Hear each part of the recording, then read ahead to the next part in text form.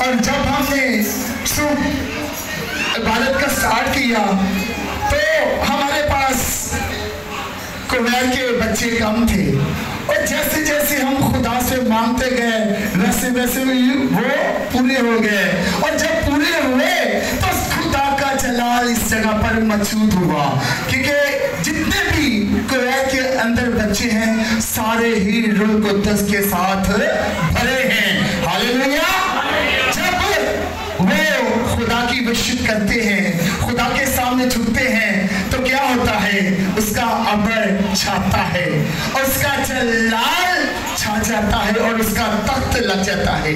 मेरा ईमान है कि आज की वर्शिप के वसीला से बहुत सी बीमारियां जा चुकी हैं।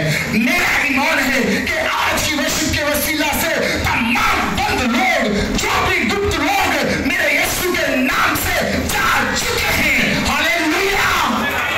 क्योंकि वाकई ही उसका जलाल इस जगह पर मौजूद था, क्योंकि मैंने बरकत को रिसीव किया है, मैंने अपनी बरकत को रिसीव किया है। क्योंकि जब खुदा के कलाम में भी लिखा है कि ऐ बोझ के थके मदे लोगों सब मेरे पास आओ, मैं तुम्हें क्या दूंगा, आराम दूंगा। तो जब हम उसके पास आते हैं तो वो क्या कहता है, हमें आराम देता है। जब ईमान के साथ आएंगे ना, आज मैंने जाके खुदा से बरकत को लेना है तो क्या होता है, वो हमें बरकतों से भरता है। क्योंकि हमारा ईमान, भरोसा, तवक्कल किसी इंसान पर नहीं है, बल्कि हमारा ईमान, भरोसा, तवक्कल सिर्फ उस खुदा पर है जिसकी कब्र आज भी खाली है। क्योंकि हम उस खुदा को मानते हैं, उस मुनज्जी को मानते हैं, उस शाफी को मानते हैं, क्योंकि जो जानता है कि मेरे बेटियां और बेटे किन चीजों के मुहताज हैं।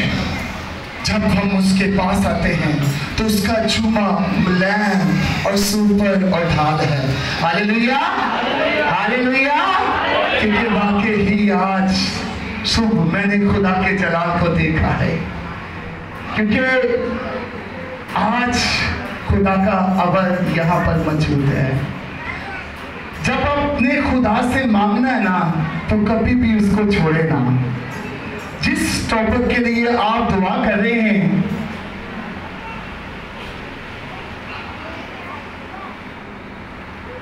सिर्फ 10 मिनट के अंदर हम मैसेज को क्लोज करेंगे, उसके बाद हम दुआ करेंगे। सिर्फ सारा ध्यान सिर्फ खुदा के कलाम की तरफ लगाना है। Hallelujah, hallelujah.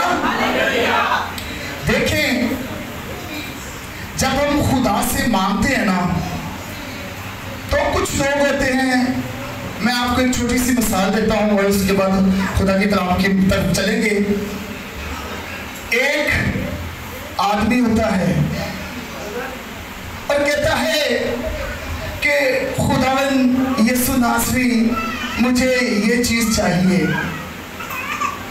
बीमारी का लगा लेते हैं, कहता है ऐ खुदावन यीशु नासरी, मुझे इस बीमारी से रिहा कर दे। खुदावन यीशु नासरी, मुझे इस बीमारी से रिहा कर दे। खुदावन यीशु नासरी, मुझे इस बीमारी से रिहा कर दे। तो जब वो मांगता रहता है तो क्या होता है, ये देखिए, इस छत के ऊपर एक छत और है, पता है, एक छत के ऊपर एक छत और है। तो जो सेंटर वाला है ना, उसमें अब्लीस है, वो हमारी दुआओं को खुदा की तरफ नहीं जाने देता। जब हम मांगते रहते हैं तो वो क्या करता है, वो दुआओं को रोकता रहता है। नहीं, अगर ये इसकी दुआ आसमान पर चली गई तो क्या होगा, ये बंदा निजात पा लेगा। क्योंकि वो किसी इंसान की भी तौबा तक नौबत नहीं जाती, बल्कि हर एक इंसान को हलाकत की तरफ लेके जाता है। तो वो का जो मेन टॉपिक है वो कहता है कि इसकी दुआ खुदा के पास ना जाए, वो रास्ते में रोक देता है। और जो अड़ा और खड़ा रहता है कहता है कि मैं आज खुदा से लूंगा, मैं खुदा से लूंगा। तो क्या होता है, आखिरकार इब्लीस कहता है कि यार इसको शिफा दे दे, क्योंकि इब्लीस की भी फौजें हैं, इब्लीस की भी तुमन है, इब्लीस की भी फौजें हैं। तो क्या कहता है कि इसको ये जो मांग रहा है इसको दे दो, अगर इसकी दुआ आसमान तक चली गई तो ये जिंदगी बच जाएगी। और वो जब दे देता है तो फिर क्या होता है, हमारे लोग क्या करते हैं, दुआ छोड़ देते हैं, मांगना छोड़ देते हैं, फिर हम अपने कामों में बिजी हो जाते हैं। जैसे कि हम एक बीमारी से शिफा पाते हैं तो हमने ये कहना है बस शिफा मिल गई है, अब कोई बात नहीं, दुआ करें। पहले वो बड़े जज्बे के साथ करता है, पहले वो मांगता रहता है, मांगता रहता है, मांगता रहता है, चाहे वो कोई भी चीज़, कोई रुपया पैसा मांगता है या कोई गाड़ी मांगता है, तो क्या होता है, वो मांगता रहता है, मांगता रहता है। जब उसको खुदा दे देता है तो फिर वो जो उसको रुपया पैसा मिला होता है को लेता है तो क्या करता है, खुदा का दामन छोड़ देता है, अपने कामों में मगन हो जाता है। जो खुदा ने उसको बरकत दी होती है वो उसी चक्कर में, चाहे वो बाइक है, चाहे वो गाड़ी है, चाहे वो कुछ भी है, वो इंसान क्या कहता है, बस मेरी खुदा ने सुन ली है। पर नहीं, खुदा ने नहीं सुनी, इब्लीस ने सुना है, क्योंकि इब्लीस के पास हर चीज है और उसने क्या किया, उस इंसान को दे दिया।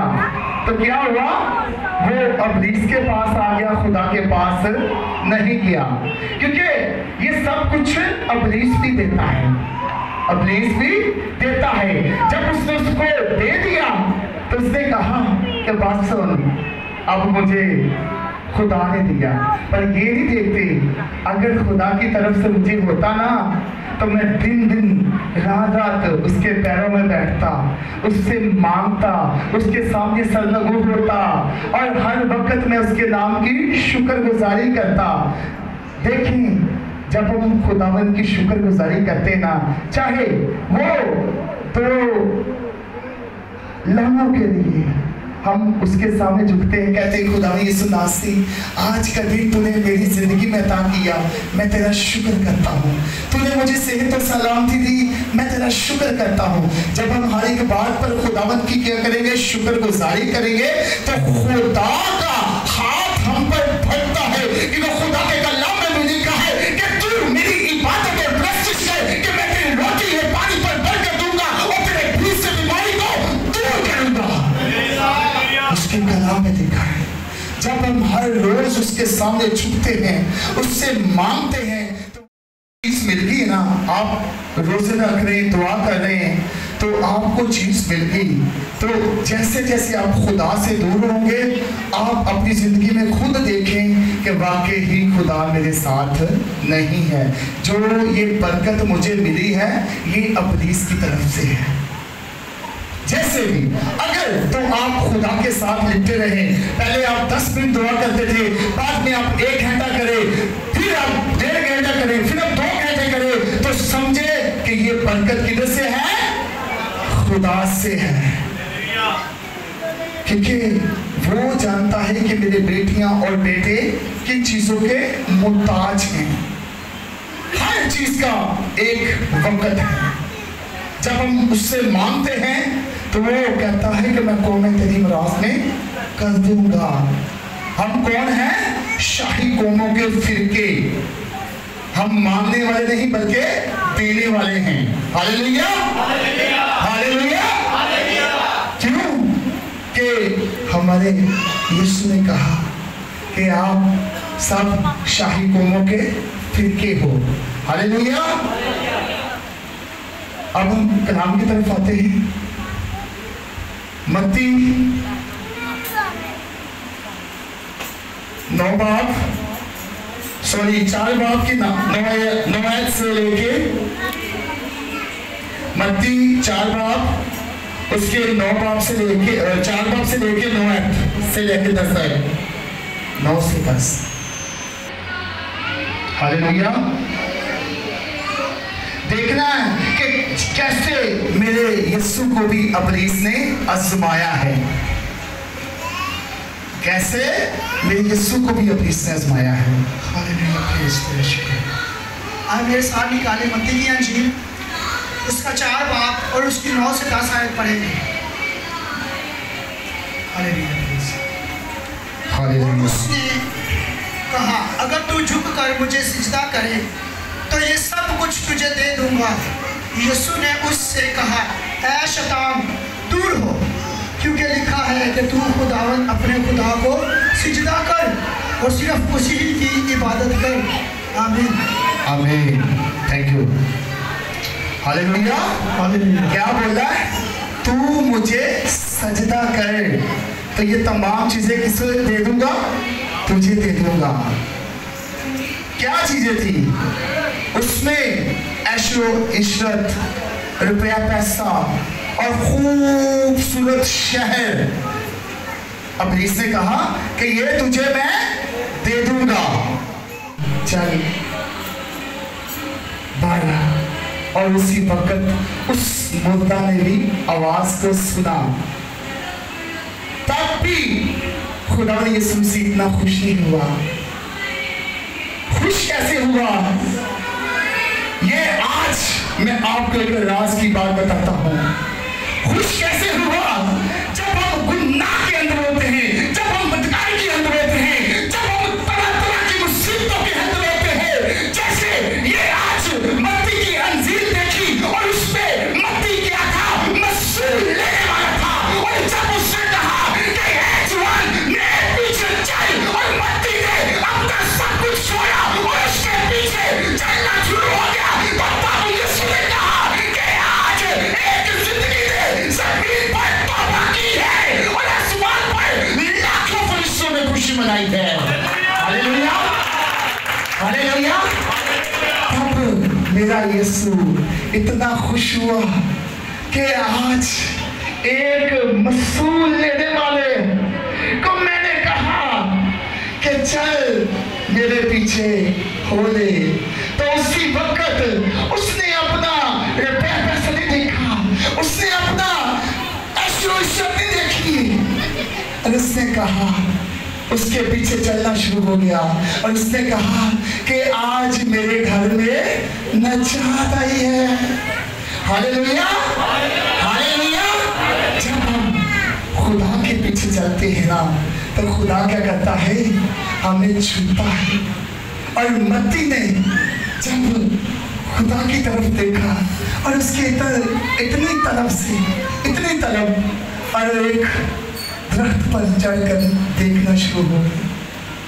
ऐसे ही हमारे अंदर भी ऐसी तलब होनी चाहिए कि ऐ यीशु मैं तेरे पल्ले को छूना चाहती हूँ। जैसे उस औरत का ईमान था जिसका 12 बरस से खून जारी था और वो घर से ही ईमान रख के गई थी कि ऐ यीशु मैं तेरा पल्ला ही छू लूंगी तो मैं क्या पाऊंगी? शिफा पाऊंगी। ऐसा ही हमारा ईमान होना चाहिए कि हम जब यीशु के पास आए हम ईमान रख के आए। ये ना कहें कि इब्लीस ने हमें दे दिया है, बल्कि ये कहें कि मेरे यीशु ने हमें दे दिया है। हालेलुया। हालेलुया। हालेलुया। क्योंकि आज किस किस को कलाम की समझ लग रही है? हालेलुया। जोरदार तालियां। जैसे उस मत्ती का ईमान था ना, उसने कहा, यीशु ने कहा कि चल मेरे पीछे हो ले, और उसने उसी वक्त ऐसे उसने सब कुछ अपना पकड़ा, उसने वही छोड़ा और वो चलना शुरू हो गया। और उसने कहा कि आज ही मेरे घर में नजात आई है। जब हम यीशु को छूते हैं तो समझ लें कि आपके घर में नजात आ गई है। हालेलुया। हालेलुया। और 15 मिनट होगा, 20 मिनट हो गए हैं। अब सब अपनी आंखों को बंद करेंगे।